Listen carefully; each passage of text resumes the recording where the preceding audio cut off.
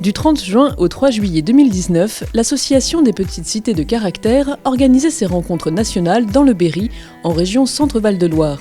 Un moment convivial et d'échange. Outre une visite de Bourges, les participants étaient invités à découvrir les petites cités de caractère de Sancerre, d'Aubigny-sur-Ner et de Drevant. L'Assemblée générale a été l'occasion de faire un point sur l'évolution du réseau. Ce rendez-vous intervenait dans un calendrier particulier, les 10 ans de l'association nationale, mais aussi à la veille des élections municipales. Une des caractéristiques et une des plus-values des petites cités de caractère, c'est d'amener le patrimoine au cœur du projet de développement. Mais ce sont des métiers, ce sont vraiment des savoir-faire et pour lesquels d'ailleurs beaucoup d'élus ont besoin d'être accompagnés. Donc on s'est donné comme objectif les prochaines élections municipales, le renouvellement des équipes, pour les accompagner dans cette volonté de construire un projet de cité à partir du patrimoine. Donc à travers 3 approches.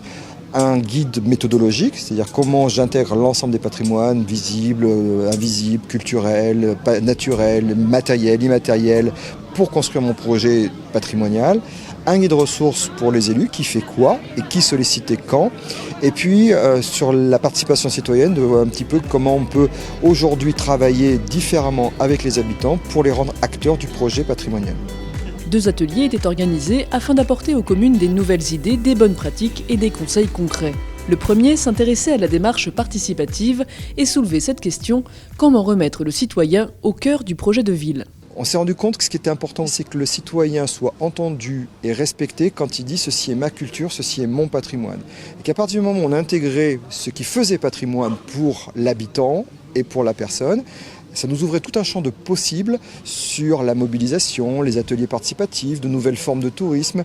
Et c'est vraiment pour nous l'idée, au bout de la chaîne, de proposer aux visiteurs une rencontre entre une cité, son patrimoine et ses habitants qui animent et partagent cette rencontre.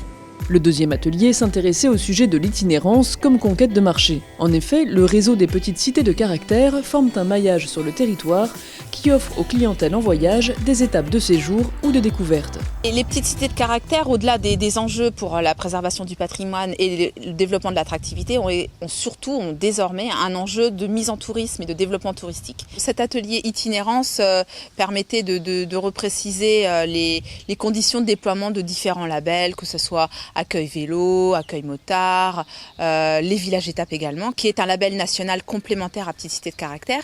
Pour répondre aux besoins des clientèles itinérantes, les petites cités de caractère doivent installer, s'équiper, mettre en œuvre des solutions, des équipements, des services également, qui répondent aux besoins spécifiques des clientèles, des aires de stationnement et des services, des hébergements disposant de garages ou de parkings fermés pour répondre à ces clientèles.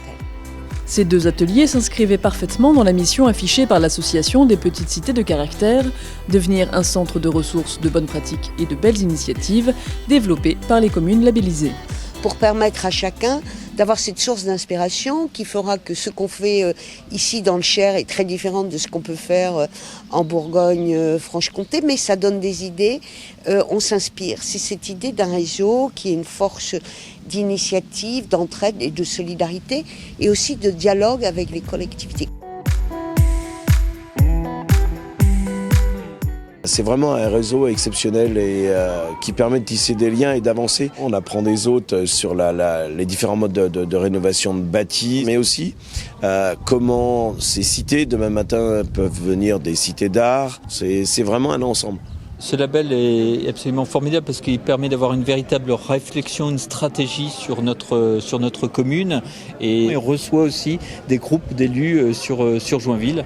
Donc ça permet vraiment des échanges extrêmement constructifs et des réflexions sur l'avenir de nos communes. Petite cité de caractère m'a été présentée par un des habitants et nous avons rempli le cahier des charges avec beaucoup de plaisir et d'enthousiasme parce que ma conviction était que j'aurais dû avoir ce cahier des charges avant d'être élu, puisque ça nous permet de faire l'inventaire de tous les domaines dans lesquels nous devons agir. Ce label concerne notamment des communes de petite taille Et ce sont justement des communes qui aujourd'hui sont en difficulté dans le monde rural. Et le patrimoine peut être un levier de développement économique dans ces communes-là. C'est pour ça qu'on met toute notre énergie à ce qu'elles accèdent à ce label. Près de 180 communes sont aujourd'hui labellisées Petites Cités de Caractère. 28 nouvelles communes ont rejoint le réseau en 2018 et 13 dossiers de candidature dans 12 départements différents ont été déposés en 2019. Une reconnaissance pour ces communes engagées dans un effort de revitalisation des centres anciens par le patrimoine est la preuve que les petites cités de caractère ne sont définitivement pas qu'un label touristique. La collaboration des architectes des bâtiments de France est d'ailleurs essentielle à ce processus. On est tout à fait complémentaires, nous, sur la partie dure, c'est-à-dire sur l'architecture, la restauration, la maçonnerie, la menuiserie, les travaux, et tandis que l'association, elle porte l'animation, c'est-à-dire qui vit, pourquoi, comment, le programme. Et donc c'est à partir de la matière, j'irais, scientifique que la collaboration se fait. Et c'est vraiment une confraternité autour de la question patrimoniale. Notre ADN repose sur un attachement des élus à leur patrimoine et la conviction que ce patrimoine est sans doute un héritage, mais il est aussi un levier de développement pour l'avenir. Et c'est un engagement aussi très intense des élus pour faire de ce patrimoine un emblème et un symbole de la fierté des habitants de leur commune et un élément d'attractivité. Le ministère de la Cohésion des Territoires s'est montré très intéressé par notre travail et a souhaité nous associer ou travailler avec nous sur ce volet-là, ce volet de reconstruire la ville de demain à partir de son patrimoine. Donc ça nous a ouvert les portes du ministère de la Cohésion des Territoires au niveau national et dans les régions. On a des réseaux aujourd'hui qui sont accompagnés pour des expérimentations sur de l'ingénierie partagée. Comment, dans des communes où on n'a pas les moyens d'avoir un chef de projet dans la commune, en s'appuyant sur le réseau des petites cités de caractère, on peut avoir un chef de projet partagé entre 5, 10 communes.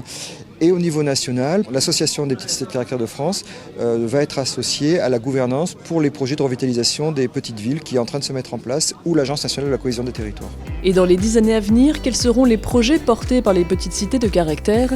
Bien évidemment, la poursuite de ce vaste projet de revalorisation, mais aussi une ouverture vers la Chine. Alors on a l'image de la Chine, de Shanghai ou de Pékin, mais il y a aussi des villages très, très, très anciens, classés au patrimoine mondial de l'UNESCO, et les Chinois sont en train de découvrir aussi l'intérêt de l'authenticité, d'un tourisme de proximité, et nous sommes donc sollicités pour participer on va dire, au concept de petite cité de caractère chinoise. Donc ce sera différent des nôtres. Et donc nous sommes très fiers que ce savoir-faire français, ce patrimoine qui devient un levier de vie, soit par le biais de notre réseau, sollicité par les régions chinoises. Donc nous avons déjà fait plusieurs déplacements. Les partenariats s'activent et nous devrions signer un partenariat très important à la fin de l'année. Et demain, au moment où une grande révolution des transports s'annonce, au moment où effectivement on sera sur une relation, on va redécouvrir la proximité, nous on est persuadés que toutes ces petites villes qui sont historiquement des villes et qui le seront encore demain, mais par contre doivent redéfinir à partir du télétravail, à partir de l'accès à la culture différemment, à partir des loisirs, ont un vrai rôle à jouer et tout ça se définit aujourd'hui. Donc je suis assez optimiste sur le sens que l'on a, que l'on porte, ou que l'on donne en tout cas à notre action, et sur ce que seront demain nos petites cités de caractère.